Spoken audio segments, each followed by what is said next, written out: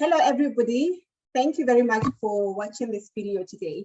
I am with Mr. Pako Moshaga, who will be talking about coaching, personal branding, and Mr. Moshaga is also a public speaker. He's also a writer. Thank you very much for joining us, Mr. Moshaga. Thank you so much, Pui. It's quite a pleasure. Thanks again. Thank you. Yeah. So we'll just jump right into it. Let's start first by talking about coaching. Can you just help us understand what coaching is about? Okay, so coaching is basically the transfer of skills in a formal, in a structured way.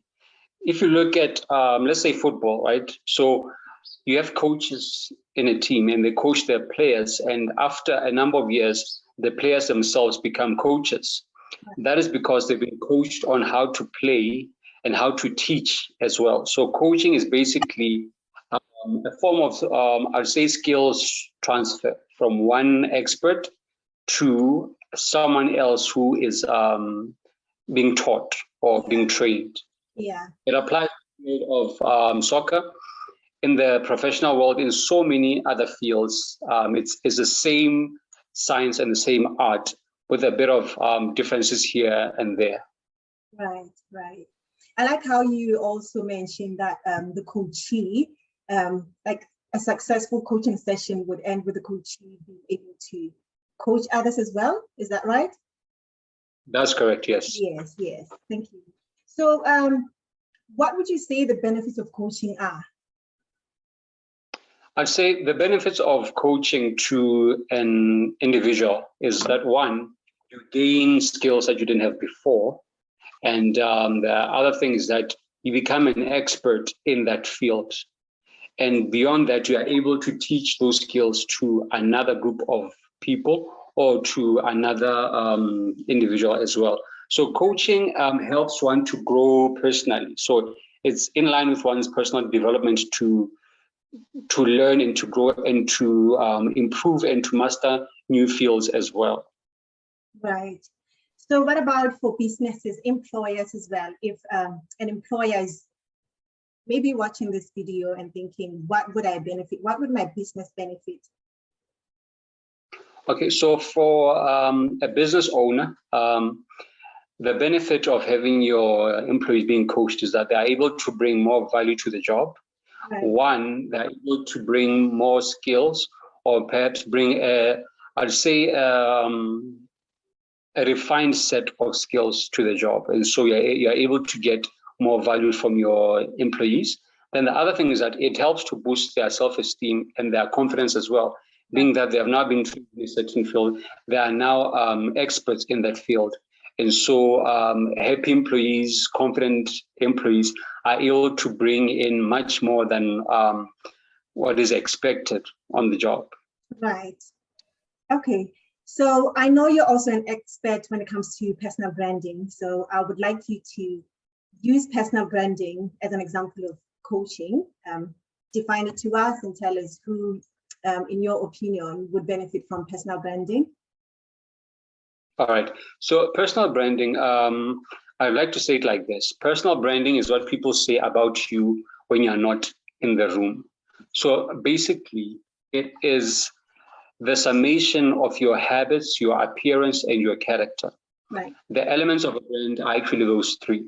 The first one being your appearance. So as people who are very visual, right? And so appearance counts for a lot more than we often tend to think. Mm-hmm. And so we need to define our appearance and give the world an appearance that we are proud of, that we want to be linked to. So presentation, basically, you always have to be presentable and not necessarily wearing high-end designer fashion. No, just being presentable counts for a lot. Then the second thing is your character. People will refer to you based on your character. Mm-hmm. If they say you are that rude lady, they base that based on your character. Or if they say that you are that shy guy, is based on your character. So the way that we carry ourselves around other people is what people use to define us in our absence. Then the third one would be our behavior. This one talks more to our speech, the way that we talk about ourselves, the way that we talk about other people. Someone that is confident. We say they are confident not because they told us that they're confident, but we see it in them. We see it in their character. We see it in how they talk about themselves. They speak very well of themselves in a positive light, in an uplifting tone, you see. And so these three things basically define what our personal brand is. And our brand, you could say, it's like a label that people put on you, just like our clothes have tags at the back. People put certain labels on us that either work for us or work against us, really. Yeah. Okay. Thank you for that. This channel, as you'll be aware, is not just about businesses. It's also because it's family support. So what I like about what you're saying is I realize that personal branding then starts really at home, doesn't it? That's very true. It does, yes. Yes. So the way we carry ourselves, starting from home and then into the workplace, right? So what can you say are the pitfalls of not having a personal brand? I say the pitfalls of not having a personal brand are that, one, you will have a brand, because we all have brands, that is basically undefined, that doesn't have a sense of direction, and that is really just a function of wherever the wind goes, so to speak. And so you will most likely be defined by your negative traits as opposed to your positive traits. An example that I love to give is a few years ago, there was someone that I know was looking to hire in the department. And I recommended someone that we both know. And he said, oh yeah, I know him, but he's always complaining, you know, he's always negative. He always has something bad to say about someone and about something. And on the basis of that, he wasn't even offered a chance to be assessed for the job. You see? So on the basis of his character, he lost out on that. So the pitfalls of not being aware of our character, our behavior, and our appearance is that these things cost us opportunities that we often won't even get to know about. Like at this point, the guy doesn't know that he lost out on a job due to his character. And unfortunately, most of the time we lose out and we'll never become aware that we actually lost out on something. Yeah, that's a shame. I guess it's more about managing our personal brand, like positively then, being constant about managing ourselves, isn't it? Can you also share, please, examples of maybe businesses or people that we may know who you would say have been able to successfully manage their personal brands? All right. I'll start off with a name that we know fairly well. Yeah. The Rock, Dwayne Johnson. The Rock started in wrestling, then he got into acting. And today he's amongst the highest paid male actors in the world. And the way that he did that is that he formed a personal brand in the wrestling space, a good brand, a positive name for himself. And then he took that positivity and transferred it into a new field, being acting. So because we liked him as a wrestler, we will still like him as an actor because it's The Rock. It's a good brand.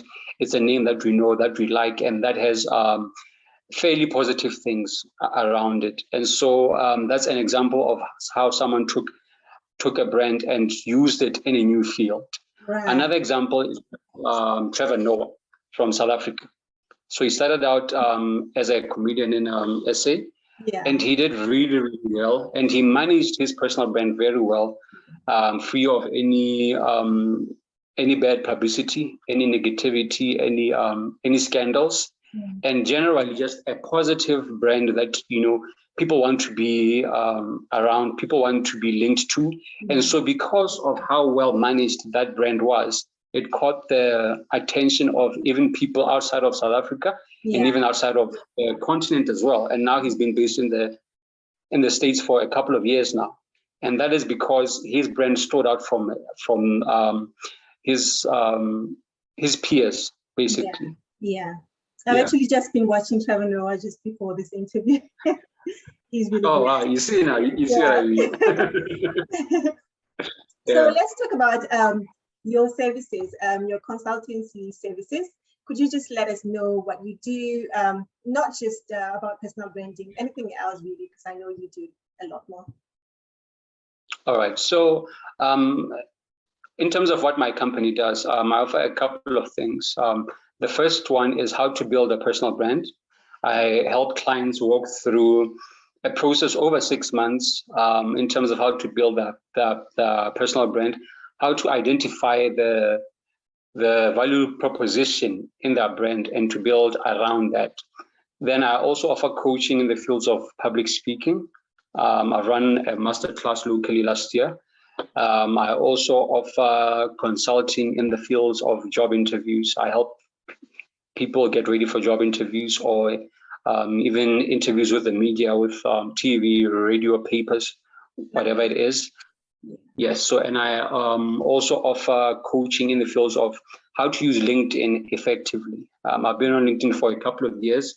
I've gained a fairly solid following, and the learnings that I've gained over the time, I now use them as a method of coaching people on how to use LinkedIn to get opportunities and to get noticed, and also how to use the platform right, because we tend to use it a lot like other social media platforms, very casual and the likes. But what I help my clients do is how to understand I'd say the difference and the nuances that one sees on platforms such as LinkedIn.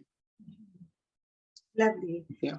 Okay. Can you also share with us your contact details so that those who are interested in finding you may be able to access you easily, please? All right, thanks. In terms of social media, I'm on Facebook, I'm on LinkedIn, I'm on Instagram as Pako Moshaga. That's my full name. Then in terms of my email, it's pako@talitacumi.co. pako@talitacumi.co. Then beyond that, really reach out to me on any of those social media platforms, and I'll be more than happy to have a conversation. Yeah. The other question that I would like to ask you as well is, do you offer services to people in Botswana only, or would you be able to offer services worldwide, virtually? So I offer services globally. I'm based in Botswana, yes, but I offer services globally. I've given talks outside Botswana before. I've spoken to people in Ghana. I also spoke at a Toastmasters regional conference. This was last year, to people in about 7 countries, some countries in Botswana. I think some people are from the UK, somewhere from Malaysia as well. So I do offer my services virtually. That's really lovely. Thank you very much. We're going to end our meeting here. So I would like to really thank you very much for joining me, Mr. Moshaga, and thank you very much to our viewers. Is there anything else that you would like to share with us just before we close our recording? Well, I think for me, it's just to thank you for the chance to be on the platform, to share my thoughts and my ideas around personal branding. And to the viewers, I'd just like to thank them for their time as well, for tuning in today and for following the conversation. And I'd just like to encourage everyone to reflect on their personal brands, because it can really help one to get ahead, whether as a professional or as a business person, as an artist, whatever field that you are in. Work on your brand, be consistent, and you will see the results. Yeah. Thank you very much. I will now end our